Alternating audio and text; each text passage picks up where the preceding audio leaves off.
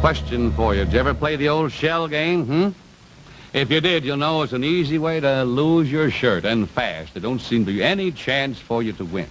That probably prompted George Urban of Baltimore, Maryland, to write this. Here's his request.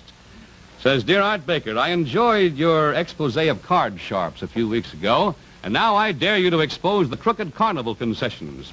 Such an expose may convince many that they cannot beat those controlled devices. Yours truly, George Urban. All right, Mr. Urban, because you asked for it, we'll take you behind the scenes now in the Carnival concession game and show you how they operate. And we are very fortunate in answering your request to have the assistance of a gentleman who was here before on You Asked For It and exposed the card sharps. And he is the Vice President of the Society of American Magicians. I want to present to you, before he's in his own business now, exposing dishonesty, Mr. Robert Haskell.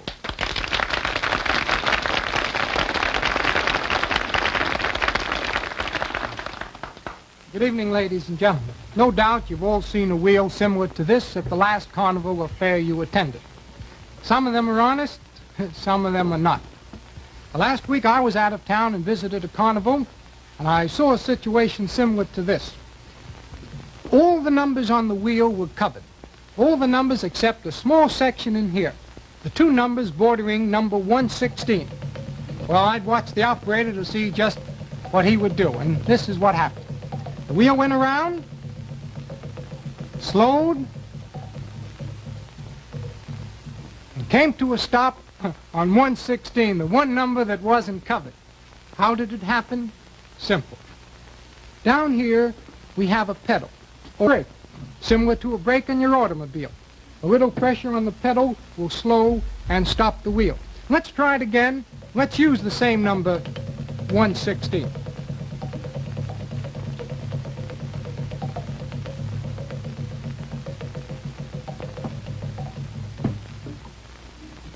Well, not quite. Let's try it again.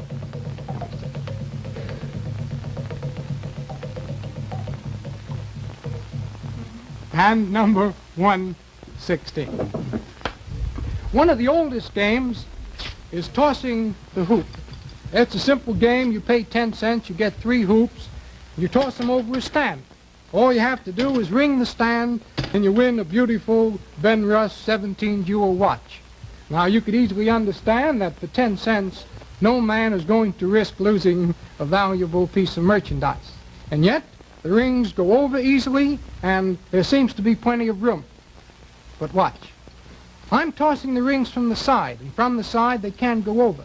But you're the customer. You toss from the front. We have a different situation. I'm going to turn one of these stands to the side. Now, I'm the customer, and from this angle, because of the slant of the face of the stand, it is impossible to get the ring over it. You cannot toss the ring over the stand. Well, I shouldn't say you cannot. If you could possibly toss the ring so it came right over the stand and then dropped straight down, you might win. Otherwise, you couldn't. Now, sometimes you see a man play the game and you see him win. If you do, you could be certain that the man is a shill who works for the house, brings the prizes back at the end of the day. In order to make it easier for the shill to win, you use another gimmick. By pressing on this bulb, I want you to watch the stand. And you'll notice how the stand tips forward.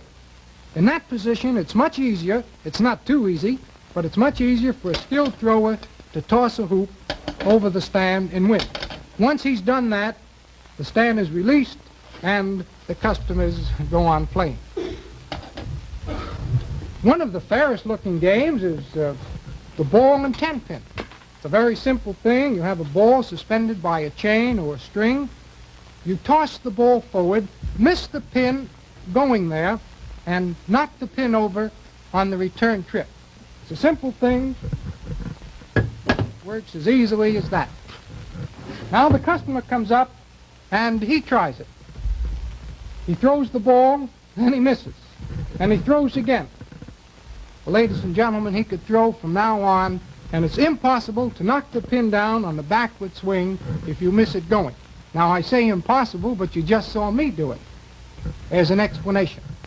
As long as the pin is directly underneath the cord in the ball, it's impossible to knock it down. When I did it, the pin was off-center about an inch. In that position, it's easy to knock the pin over.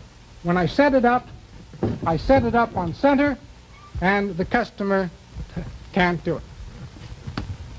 One of the most interesting games, or the most played game on the fairway, the midway, is the cigarette shooting gallery.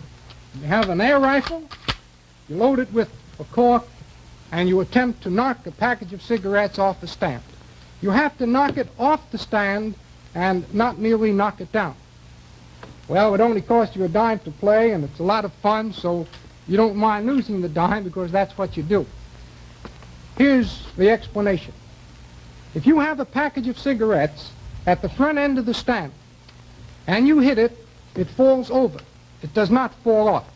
If the package of cigarettes is standing in the center of the stand and you hit it, it falls off and over.